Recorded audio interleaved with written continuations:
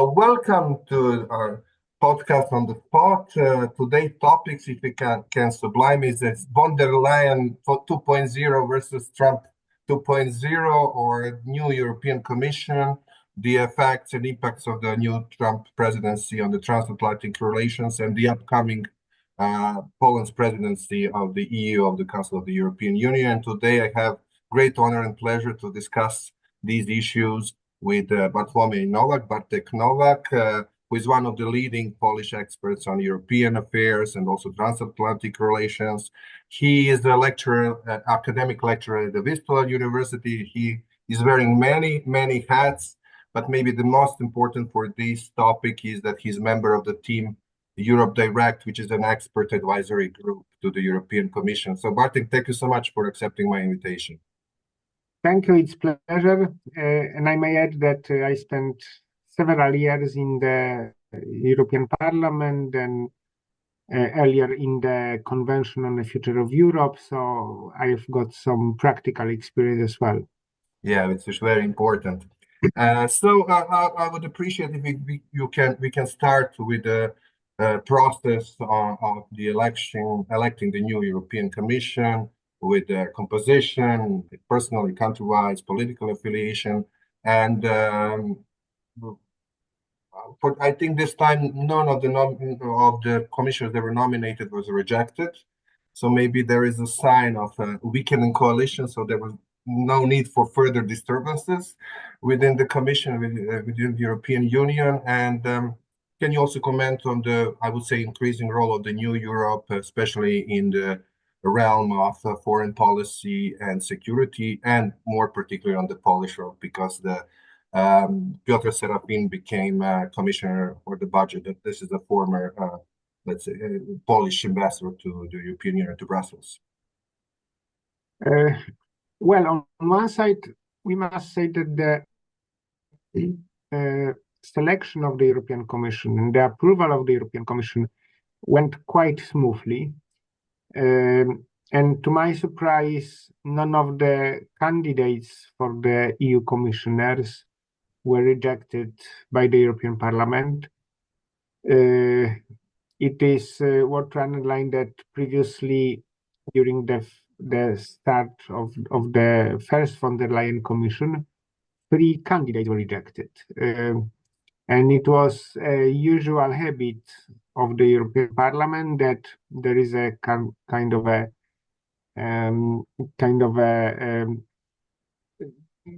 I don't know how to say, but a kind of trying to push the European Commission and trying to have benefits from the situation that European Parliament rejects some commissioners, and then the president of the Commission is giving kind of benefits to the Parliament or promises, and in exchange, the next candidate is approved.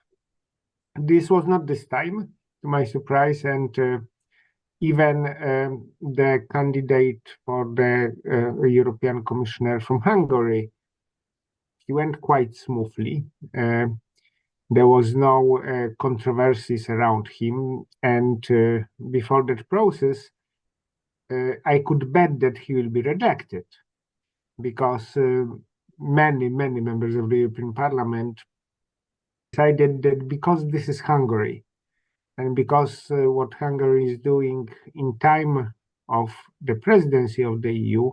So on one side, I was surprised that everything went so smoothly, even with Hungarian commissioner. And there was a quite short period of time in which there was negotiation between Parliament and the Commission. Usually it takes much more time. Now it was relatively fast. Why it was relatively fast? Because of the geopolitical situation, and because we have to be aware that many political events can unfold, and therefore the European Commission must be in office in order to tackle these challenges. One of the major geopolitical event is war. We don't know what will happen. The situation of Ukraine is getting worse. We are talking a lot the possibility of negotiation or ceasefire, but all this discussion demands strong executive being present in the European Union. On the other, we have Donald Trump, who will take over presidency of the United States. So we may expect maybe trade war. This would be the worst scenario between Trump, China, maybe the European Union. The EU will have to take the position and possibly retaliate if the additional taxes and customs will hurt the EU production. So in such a case, we also need strong executive, strong commission in Brussels in place and fully capable to act. And if you go further to the east, we see now dramatic events in Georgia. All this Eastern Partnership and all these countries who are candidating to the EU, namely Ukraine, Moldova, Georgia, although Georgia did not open negotiations, and probably it will not happen. But all of them, they either had election like Moldova, very dramatic election, a lot of voices bought by Russians, a lot of propaganda and so on. In Georgia, we've got very dramatic situation and the possible turnaround regarding the European direction. Now it is official. It was happening for quite a long time, but now it's official that Georgia is withdrawing its candidature from the EU. So we also need for this kind of events fully capable commission. And all these circumstances contributed strongly to the feeling that if the European Parliament prolongs the nomination of the commission, if it makes many troubles for the commissioners, it would be irresponsible. Members of the parliament would be also under the public opinion scrutiny, and the public opinion would not forgive this kind of behavior in such a situation. So I think there was this kind of feeling which prevailed, that the European Commission nomination in the parliament went quite smoothly. But there is also another side of this process, because actually the whole voting in the European Parliament showed us that Commission has the slightest ever minority of votes. So it does not have the strong mandate, not only because the European Parliament is divided, but also because of many issues. So it will not be an easy term politically, but happily they just took over from 1st of December, and very soon we will see what will be the first initiatives of the Commission. So far so good. Mm-hmm. And how about the role of the new European countries in the realm of foreign policy and security, and of course in Poland? Yes. Mm-hmm. It's an interesting constellation. We already had, as Poland, commissioner who was responsible for budget of the EU and multi-annual financial programming. This is the so-called. This was Janusz Lewandowski, and it was a very specific situation, and we'll face also today a very specific situation, because in 2011, the commissioner responsible for the budget was Lewandowski. The president of the European Parliament was Jerzy Buzek, and Donald Tusk was prime minister, and Poland had presidency in the EU Council. So everybody was joking that Poles took over all the possible position to secure funds for itself. Now the situation is also somehow lucky for us in that regard, because Piotr Serafin will be responsible for budget.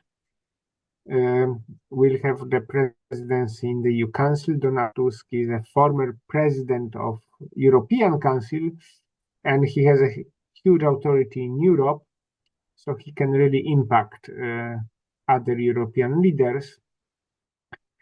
So on one side, we may say we have a good position. However, I want to stress that the whole debate about budget will be very difficult, not simply because of scarcity of the funds, but because of our awareness that we need double that money, because the needs of Europe are such. So for Piotr Serafin, it will be very difficult in regard to how to create any kind of funds for defense and security. Poland is in a position in which it will have the third biggest army in NATO after United States and Turkey. It will spend 4.7% next year for security and defense. So biggest percent in Europe in terms of simply percent. So Poland will be very happy that part of our national expenditure today are covered by somehow one way or another by the EU budget. But it's not the fact. We have to find the ways to finance this. So there will be a big discussion. Serafin is also not in a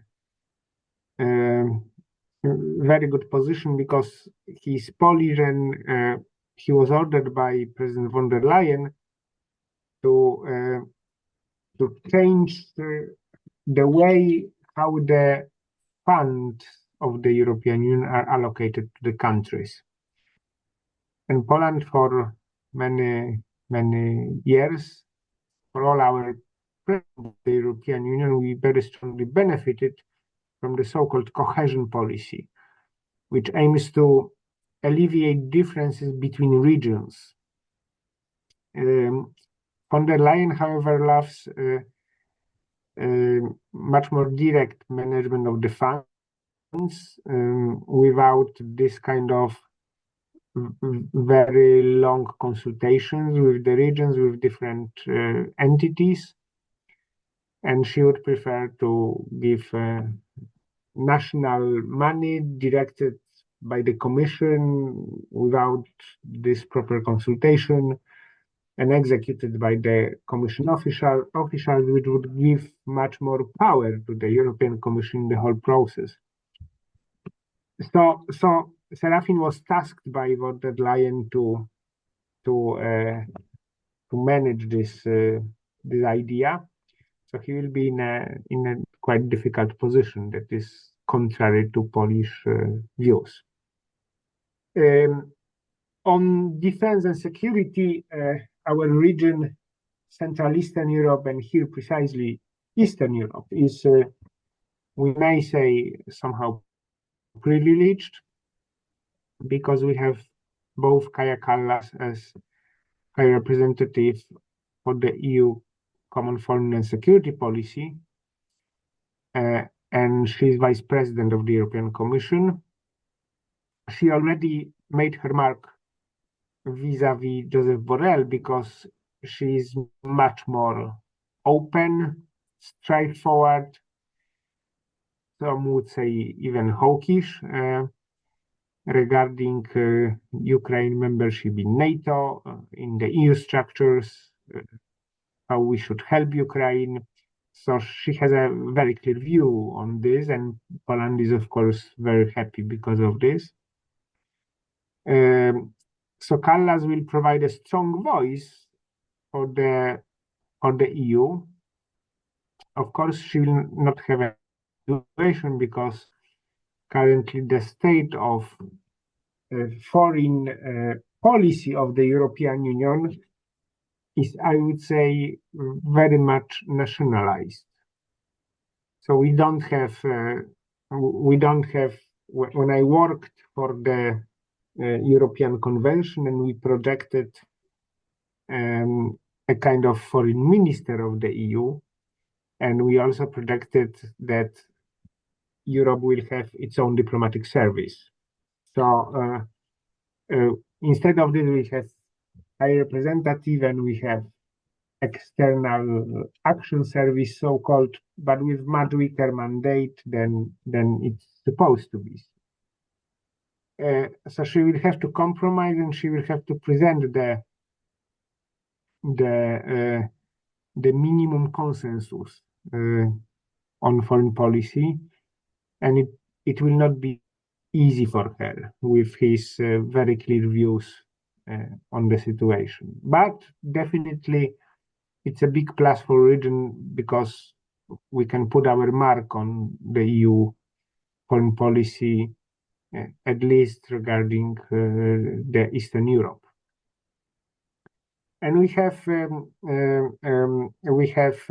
also as region Mr. Kubilius, who is the commissioner responsible, supposed to be for defense and security. However, this position was splashed and it was cut off. So currently he is taking over part of the portfolio which was in the previous commission under the heading of Thierry Breton, and it touches the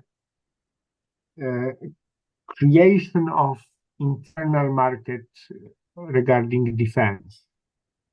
Defense equipment, industrial base, strengthening European security entrepreneurs. So our foreign minister Radek Sikorski, who was for a long time mentioned as a possible candidate for the post for the Security and Defense Commissioner, he hasn't decided to go for it, simply because this position does not have a separate budget line. It is not so powerful as it could be.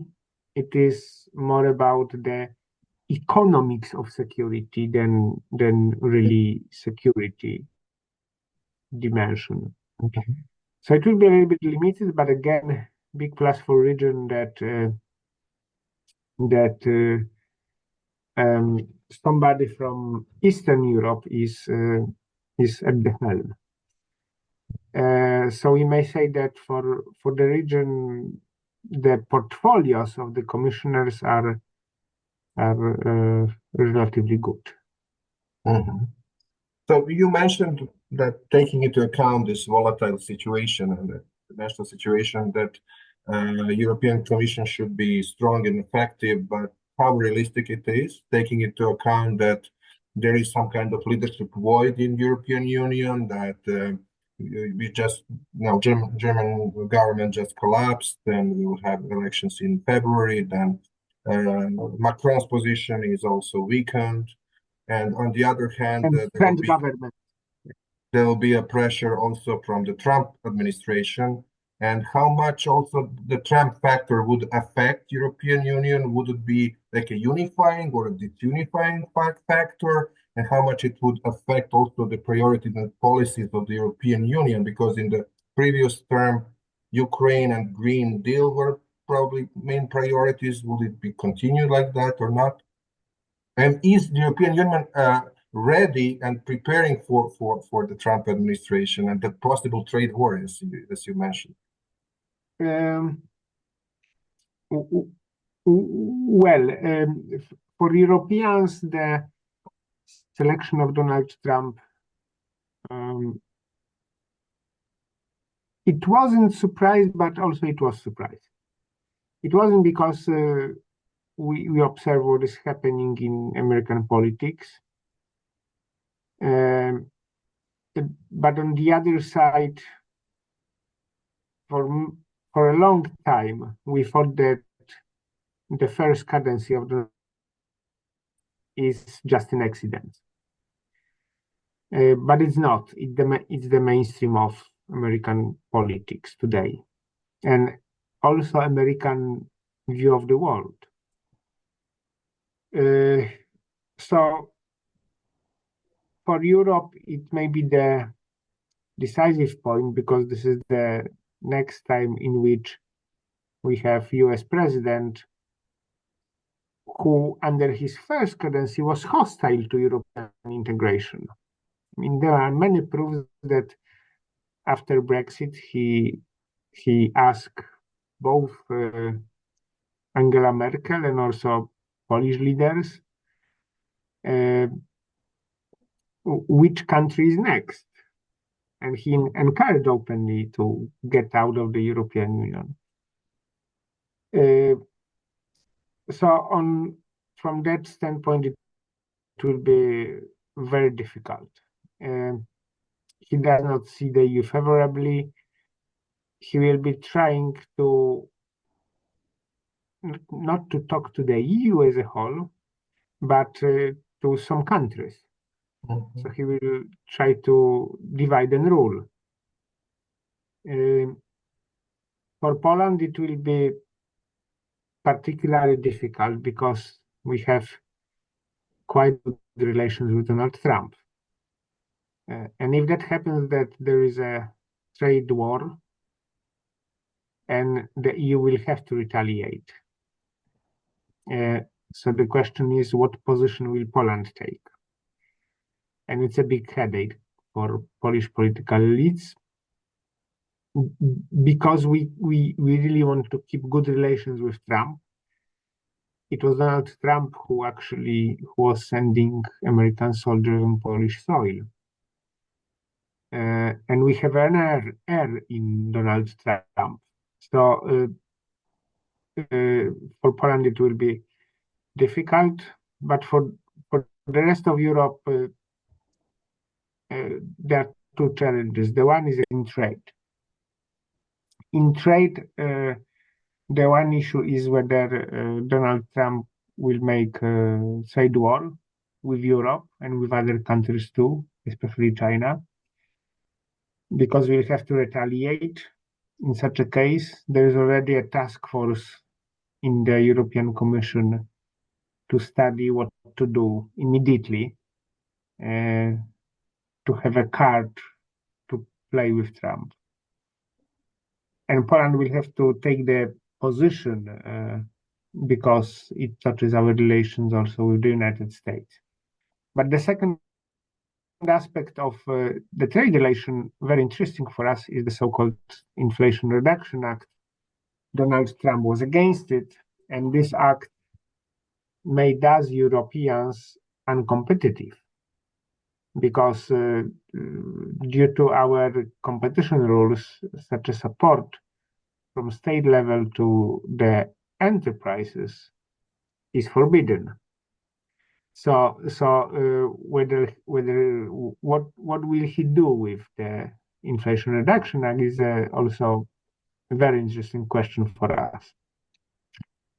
And the other sphere is security, and here Donald Trump changes the logic of NATO because the alliance up until now, with some exception like Trump years, but the first Trump cadency could be somehow mitigated because he was really unskillful. Now probably he has more knowledge how to force his interests successfully, and he will have more trustful people than they were in the first cadency, and that may mean big problem for NATO. Obviously, he will be demanding much more spending on the European side of NATO on security, but also he may change the nature of NATO in a sense that he is transactional, and NATO is an alliance based of trust. So whatever happens, we support each other. And whatever happens, if one country is attacked, then the others should while Donald Trump distinguishes that he may be willing to help countries who are paying their dues in terms of security expenditure, those who are laggards may be not supported by Trump, and in a critical situation, it may mean the end of NATO.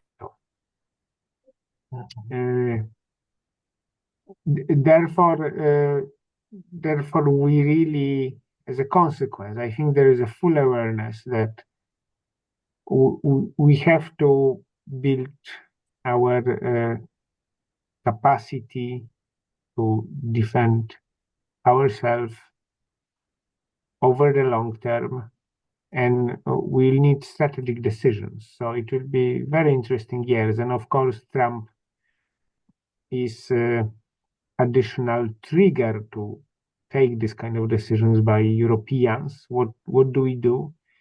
On what rules we cooperate with the United States?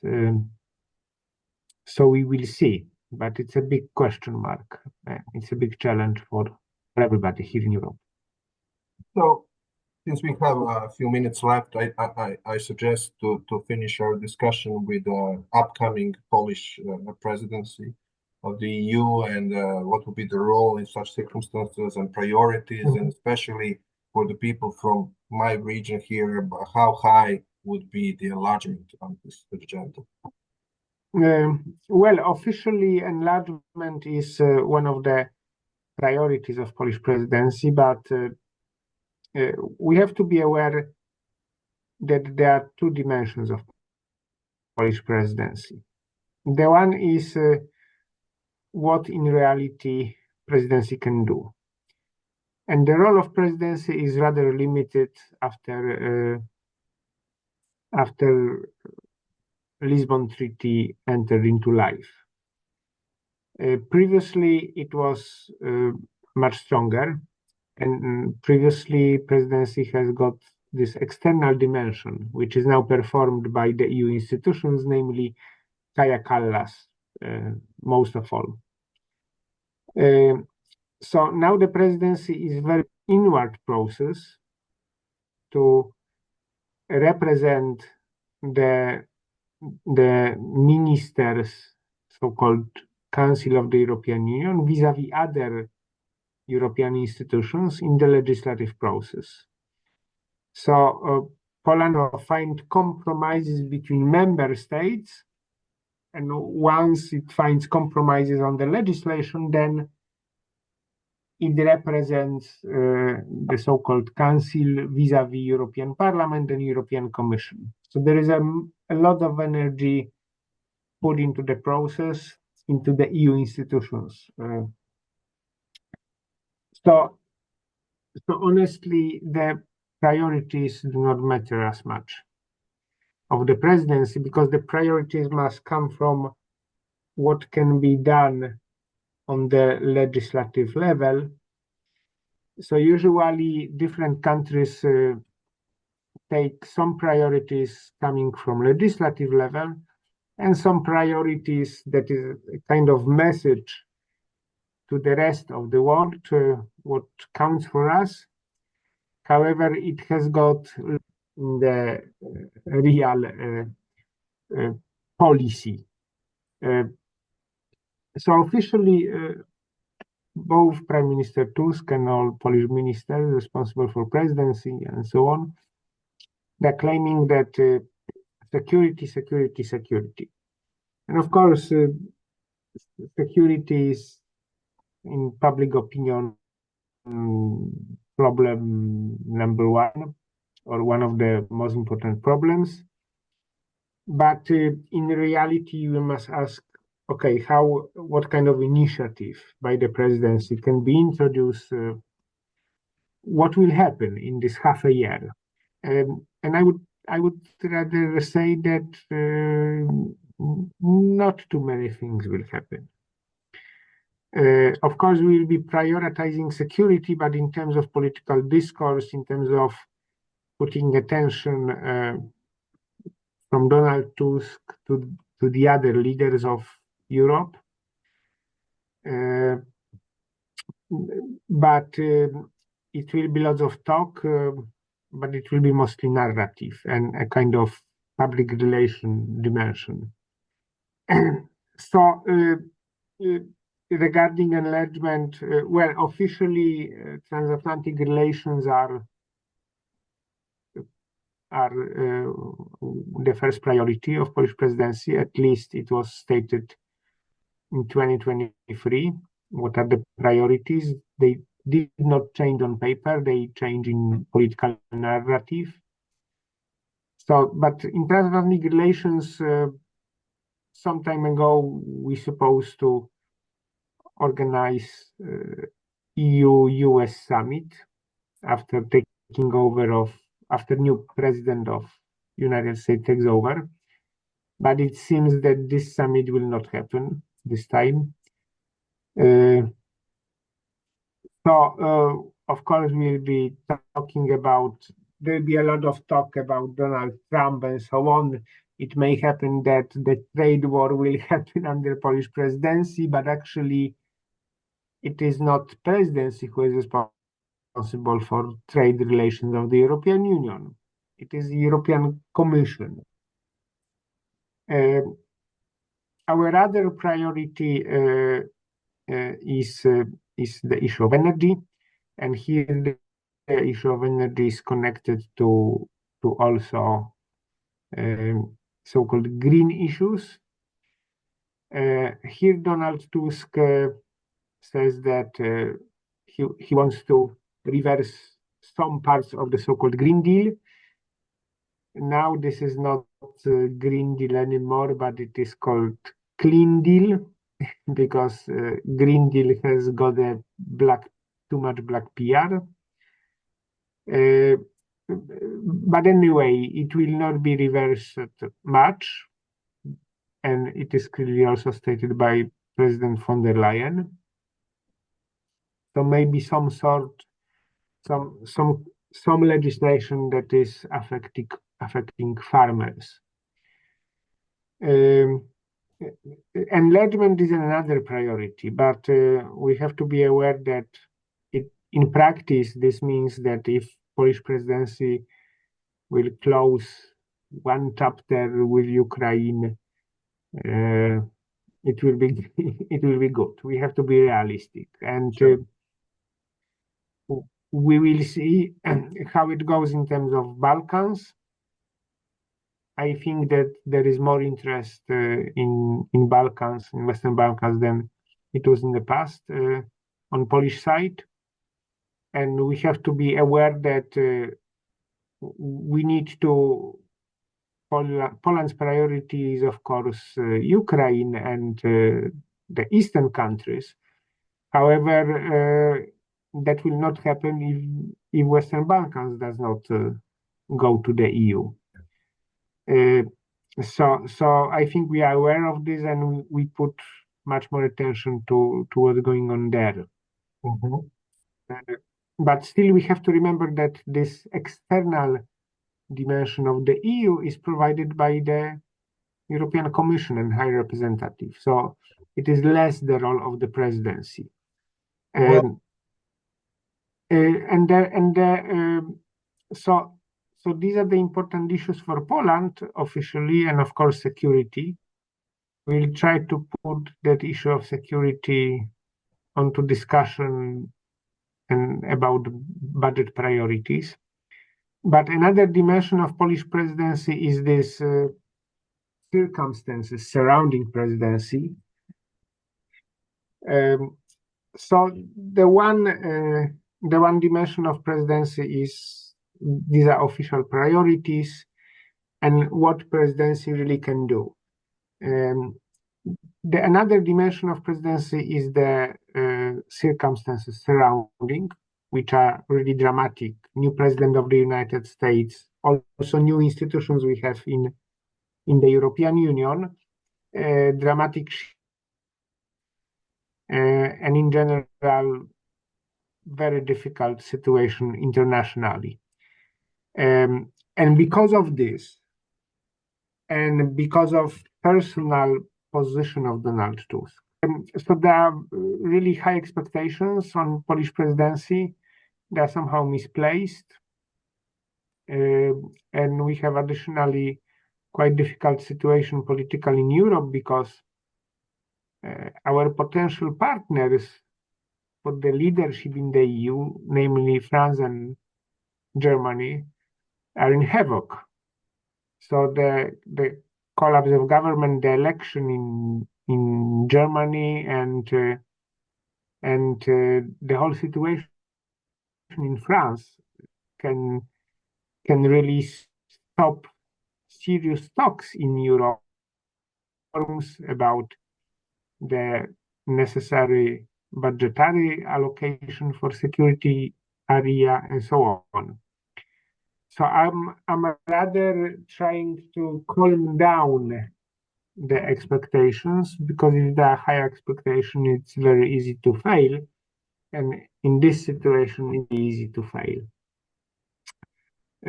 Nevertheless, Poland is now one of the most important players in the European Union, and as a Pole, I'm proud of this. But the situation is very, very difficult overall.